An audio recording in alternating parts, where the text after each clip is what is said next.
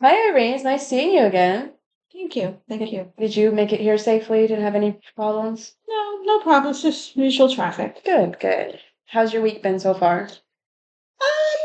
It's been okay, I guess. Mm. I have been looking at some of the goals that we talked about. Yeah. Sometimes I look at them and I want to do them, but I don't. Hmm. But at least I'm looking at them. Yeah. Um, but my week's been okay. It's kind of a blur, That's on good. and off. Yeah, Yeah, I understand that. yeah. Before we get started, I just want to go over our confidentiality agreement. And that just basically means anything that's said here stays between me and you. I'm not going to go around telling your business to anyone. And there are certain circumstances that I do have to go against that. And that's if I believe you're going to harm yourself or harm someone else. Another circumstance would be if it was a court order and I have to disclose anything that we share here. And also if you want medication and I need to give any information that we talk about here so you can get that medication. Do you understand that? Do you have any questions? No, I get it. Thanks. Yeah, yeah.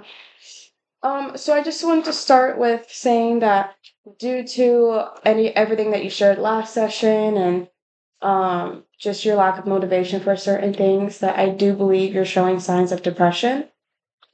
Which I feel like at first might not seem as big of a deal. I know a lot of people throw around depression just kind of without a care. They could say like, "Oh, I'm depressed," or I'm feeling depressed," and not really feel like it. But I want you to know that it is a real diagnosis and it is a real illness that people often struggle with a lot. And you could view it as like comparing like COVID to like the common cold. People might hear somebody cough and be like, "Oh, they have COVID, they have COVID." And in reality, they probably don't. But someone that actually does have COVID understands like the magnitude of it and like you can definitely tell. So just showing you the difference of just throwing around depression and actually having depression. Um, and I come to that conclusion by using a book called the DSM. And that's just this big book that we use to just help diagnose people and fall. Each diagnosis has certain criteria. Oh, So certain criteria that stood out to me that you experience is like your tiredness, your little interest for activities and doing things, your depressive thoughts in general, um, your no sense of pleasure, and even like your appetite being off at times just show signs of depression. And it is a real illness. But the good thing about it is that there is a treatment that we could use for it, and that is cognitive behavioral therapy. And that's just what I introduced to you early before. And that just we're just gonna focus on your thought process and how those thoughts turn to feelings and those feelings to your outward behaviors. So how do you feel about like hearing about this diagnosis and like what are your initial thoughts about it? um, I mean, it doesn't come as a huge surprise. Hmm. Uh, but I think sometimes one hopes it's not that, that it's not that. Right, But right. it, yeah, I mean, it doesn't surprise me. Yeah. Yeah. Do you feel any indifferent about like hearing about cognitive behavioral therapy? You know, no, I remember taking a course in that a long time ago. Hmm. And yeah, I've heard of it before, but it's fine. We can give it a try. Yeah, See what happens. good. I'm happy to Mhm. hear that. Mhm. So a big part of depression in general is just our thought process, right? Like our thoughts really guide us through our everyday life, whether they're good, bad, happy, sad, they really do. But they really do influence our outward behaviors. So we really want to focus on your depressive thinking. And it might happen more than you think or happen very randomly. Do you oftentimes get like random thoughts of depression or Sometimes, hmm random is the right word. yeah. It just, I mean, I could be doing something Hmm. that I don't mind doing, Right. and it just pops in. Yeah, Yeah. it does happen sometimes. Yeah. And I want you to know that like that's not your fault at all. Those thoughts are actually called automatic thoughts. and that means like we just can't help them. They are automatic. Like they randomly pop in our head. We can't know when they're happening, when they're gonna come, when they're gonna leave. And they're almost like sporadic almost. It's not really like you can dwell on them, but a lot of times they can just happen randomly and kind of affect whatever mood you're in that moment. Right, right. Yeah. And people that have this type of depressive thinking and like these automatic thoughts a lot that are negative, Mhm. you can view it as like someone that's wearing really dark sunglasses and their sunglasses are actually black. So anything they're seeing is just in that negative light, you know what I mean? And Yes. even if it could be like a rainbow on the other side, all they're seeing is that dark cloud because they have those glasses on. Does that kind of explain how you're feeling? Absolutely. Yeah. Absolutely. I don't see much color in anything. Mm-hmm. Even if it's a pretty picture of a Yeah. park or whatever. They just Everything's have like those. gray. Right. There's just no color when I look at things. Yeah. I'm really sorry that you're going through this too. And I know it's hard and but we're gonna hopefully use this model and hopefully get you to a better place, you know. Thank you. Um, so these thoughts, so these automatic thoughts aren't always true, which is a very good thing, you know, like Right. we don't have to always believe these thoughts, and a lot of times they aren't true because they're coming from a depressive way of thinking. Mm. Um, so by using cognitive behavioral therapy, we can utilize these tools to help you evaluate these thoughts so you can really determine, is that true? Is that not true? Is that actually reality? Or is that my depression talking to me instead? Mm. Um, and these tools will help you see everything, not just the negatives. Like with these sunglasses on, you're only seeing the negative most of the time. Mhm. But with these tools that we're going to go over in the next couple of weeks, Mhm. you'll be able to see everything as a whole picture and not just focus on that minor negative. Do you have any questions about that at all? No, not right now. Yeah. And I think another example I heard about was, you know, like horseback riding, the horses that race, Mhm. they have those like shades on the side. Oh And a yeah. lot of time, like our depression is that, like where it doesn't allow us to see like the bigger picture of things. So like we're so focused on that negative thought, like we can't see it as a whole. Yeah, for sure. Do you have any questions about anything that we went over? No, so you said we're gonna start that now or the next time? We're gonna go over some we're gonna send home a therapy note with you so you can just have it as a reminder, and that will be a tool that you can use just to help with your thought process and how you're comprehending things and just to combat those automatic negative thoughts that you might be experiencing. So for the therapy note, would you like to write it or I can write it? If you don't mind. Yeah, I can Yeah. write it, no worries. A sloppy handwriting. So no worries. We're gonna write on the paper, when I criticize myself, I need to remember blank. And we're gonna try to fill in those spaces, at least with three things. Okay. So what is one thing that when you're criticizing yourself, is one thing that you can remember? You mean like the opposite, like something positive? Yeah, just like or just something that you can remember to change your way of thinking, like kind of change your point of view of things. Okay. So if I'm thinking something negative, how can I combat that? Mm-hmm. Okay.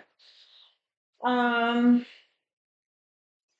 I can say to myself, what I'm thinking is not true Yeah, 100%. or That's a very good rational. one. Right. Okay, I could say that. So that's one thing. Mm-hmm. How many more? Two more. Oh, If you need help, I can help you too. it's not true. Uh, We can focus on like the negative thoughts aren't true, or negative. these thoughts aren't always true. Okay. I could substitute it with something positive. Is that the same thing? Yeah, I mean, for the most part, I mean, we could say that, but how would you substitute that? Like, for example, you could say, it's not my fault that I feel this way. You know, although you might be Oh. feeling like the weight of the world on your shoulders, this is not your fault you feel this way. Okay. I Um, see. I and see. you can even say, if you don't believe, do you believe in that opinion? Like, do you believe that statement? Yeah, I mean, yeah, I mean, the Yeah. way I've been feeling for so long, yeah, I could, And even if you need someone else's, like, although maybe telling yourself, well, I know this isn't my fault, but maybe replacing that with like your husband's name. What's your husband's name again? George. You could say, George believes this is not my fault. Oh, You know, okay. just so you can also have that mental note of Mhm. someone else is backing me up here. And okay, I might not believe myself, but I believe what he says. True. You know, It's a good idea. Okay, so saying it's a lie, it's not true. Saying it's not my fault, or my husband believes it's not my fault. Okay. Um, what else can I say to impact to go against it? I'm not sure. I'm stuck. You're okay, you're okay. Another third one you could put was I'm feeling this because of my depression. I'm like this because of my depression, not because of you as a person, but because you're experiencing depression. Okay. So that helps our brains just compartmentalize like this all these feelings are stemming from depression. They're not stemming from me as a person. Okay. You're feeling like this because you're experiencing depression. Okay. It's like separating it Exactly. Exactly. from myself. It just helps you a different point of view of thinking at it that isn't so focused on like you as a person, but depression as its own thing. Right. Okay. All right. Yeah, so you can take this note home with you, and you can have it somewhere that you can post it anywhere that you can think of that you can post it. You can see every day, whether it's like when you wake up in the morning or like your drive to work. Okay. That'd be great, just so you can have that reminder. All right. Towards the now we're gonna talk about a situation that might have happened that you allowed, or not maybe that you allowed, but because of your depression, it kind of stopped you from doing that. Can you think of anything like that? Probably yes. Um, because of my depression, I don't really want to go out a whole lot or see my friends. Yeah. Is that what you're talking about? Something like that? What kind of thoughts do you have? Let's say your friends made dinner plans. What kind of thoughts might you have that stem from that? What will I wear? I've gained weight. Mm-hmm. Oh my gosh. Like, am I gonna find something to wear? Yeah. Uh, am I gonna get upset if I don't fit into something? Mm-hmm. And then that just kind of spirals into, do I really want to go? Yeah. I could just stay home. Right. And then you end up staying home. Right, right. So from that situation, and just as that situation by itself, we can see how like there was a situation where your friends were having dinner. Your thought was negative towards it about very like, how am I gonna look? What are they gonna think? What do I want to put myself through that? And then because of that, you probably felt feelings, correct me if I'm wrong, of just like maybe sadness, anger, or even just like disappointment or Frustration at myself.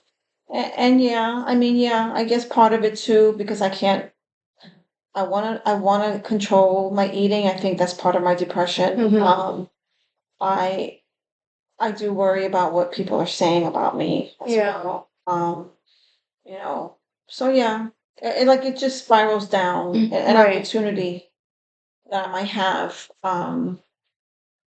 it just kind of spirals Yeah. down.